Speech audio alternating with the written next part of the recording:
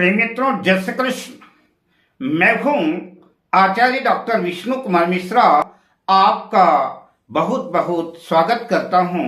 पिछले एपिसोड पर सरकारी नौकरी भाग 1 भाग 2 की चर्चा किया। आज मैं आपके समक्ष गवर्नमेंट जॉब सरकारी नौकरी को लेकर के पार्ट 3 भाग 3 की चर्चा करेंगे। पर मैं विषय क्रम में आगे बढ़ूं उससे पहले आपसे आग्रह, अगर आपने अभी तक हमारे चैनल को सब्सक्राइब नहीं किया है तो प्लीज चैनल को सब्सक्राइब करें, साथ ही नोटिफिकेशन बेल को भी प्रेस कर लें।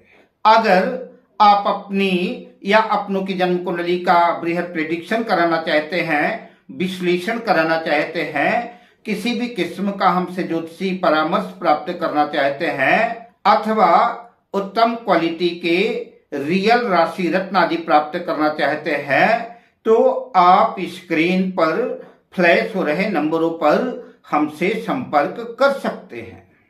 आइए विषय क्रम पर प्रवेश करते हैं और सरकारी नौकरी के कुछ महत्वपूर्ण योगों की चर्चा करते हैं। जन्म पत्रिका में दशम भाव का स्वामी दशमेश सूर्य, चंद्र, मंगल, बुध, इनमें से किसी भी 1-2 ग्रहों से संयुक्त हो, उनके साथ युति हो दशमेश की, तो ऐसा जातक सिविल सर्विसेज में IAS, IPS या अन्य उच्च पदों पर उच्च पदाधिकारी होता है।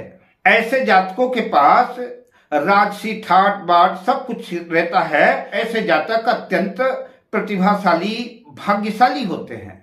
अगर दशमेश देव गुरु बृहस्पति से युक्त हो तो ऐसा जातक सरकार से धनार्जन करता है। लग्नेश बलवान हो और दशमेश देवगुरु बृहस्पति के साथ शनि से भी संबंध बनाए तो ऐसा जातक न्यायाधीश या दंडाधिकारी होता है। जन्म पत्रिका में यदि लग्नेश, दशमेश क्रमशः लग्न में हो या दशम भाव में हो और उनमें से कोई एक ग्रह अपनी उच्च राशि में हो, तो ऐसा जातक अपने विवेक से, अपने बुद्धि से, अपने ज्ञान से सरकार से खूब दौलत शोहरत खूब अर्जित करता है। ऐसे जातक की यश कीर्ति भी दूर तक फैलती है और ऐसे जातक सरकार से लाभ अर्जित करते हैं। इस योग के लिए 2 ही लग्न हैं। कन्या लग्न या धनु लग्न में ही यह योग घटित हो सकता है। कन्या लग्न में बुध उच्च का होगा और धनु लग्न में दशम भाव में बुध उच्च का होगा। नौकरी के लिए जन्म पत्रिका में छठे भाव और दशम भाव का विचार किया जाता है।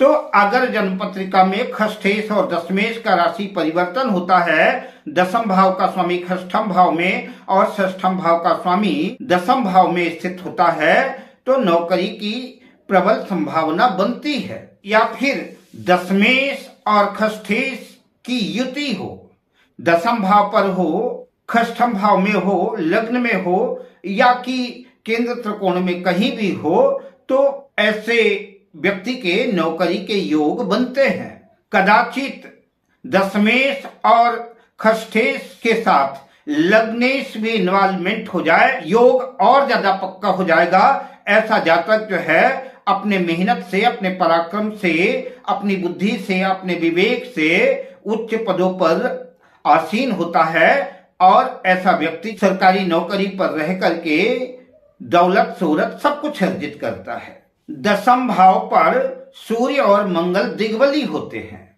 तो सूर्य या मंगल दशम भाव में स्थित हैं।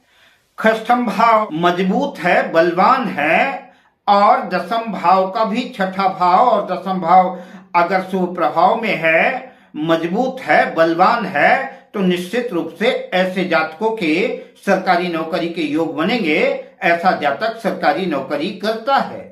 अगर जन्म पत्रिका में लग्नेश, लग्न का स्वामी, दशम भाव का स्वामी दशमेश और षष्ठम भाव का स्वामी खष्ठेश नवमांश कुंडली में और दशमांश कुंडली में भी बलवान है, स्ट्रांग है, तो निश्चित रूप से सरकारी नौकरी का पक्का योग बनेगा। ऐसा जातक सरकारी नौकरी करता है।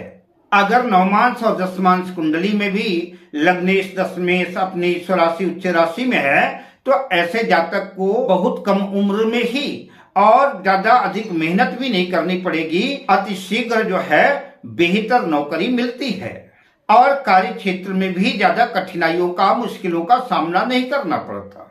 अगर जन्म पत्रिका में लग्नेश और पंचमेश का दशम भाव से संबंध बनता है और लग्न कुंडली, नवमांश कुंडली, दशमांश कुंडली तीनों कुंडलियों में देवगुरु बृहस्पति बलवान है और उनकी दशम भाव पर दृष्टि है तो ऐसा जातक उच्च पदों पर पदासीन होता है, IAS, IPS उच्चाधिकारी होता है अथवा बहुत बड़े ओहदों पर मंत्री मिनिस्टर आदि ऐसा जातक हो सकता है। जन्म पत्रिका में दशम भाव चाहे कितना बलवान हो लेकिन जन्म पत्रिका का तृतीय भाव, षष्ठम भाव और नवम भाव कमजोर हैं, वीक हैं, तो ऐसी कंडीशन में ऊंचे पदों की नौकरी की चर्चा क्या करें। कई बार ऐसा जातक छोटी सी चपरासी की नौकरी के लिए भी तरस जाता है, चपरासी तक की नौकरी नहीं लगती।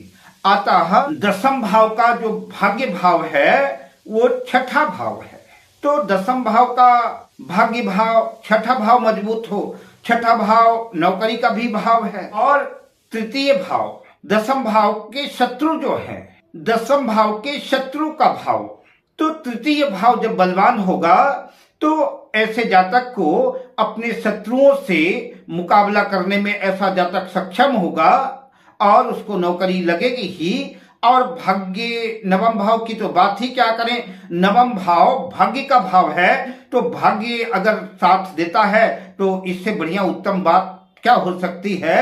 इसलिए लग्नेश अच्छी पोजीशन में हो, दशम भाव का तो बलवान होना आवश्यक ही है, तृतीय भाव भी अच्छा हो, षष्ठम भाव भी अच्छा हो और नवम भाव भी अच्छा हो। जिनकी पत्रिका में ये भाव बढ़िया है उसकी सर्वत्र विजय होती है, वो मिट्टी को भी स्पर्श करता है तो मिट्टी भी सुवर्ण बन जाती है। ऐसे जातकों का भाग्य निरंतर साथ देता है। अब मैं आपसे लेता हूं विदा, मिलता हूं अगली वीडियो में शुभ कामनाओं के साथ। जय श्री कृष्ण।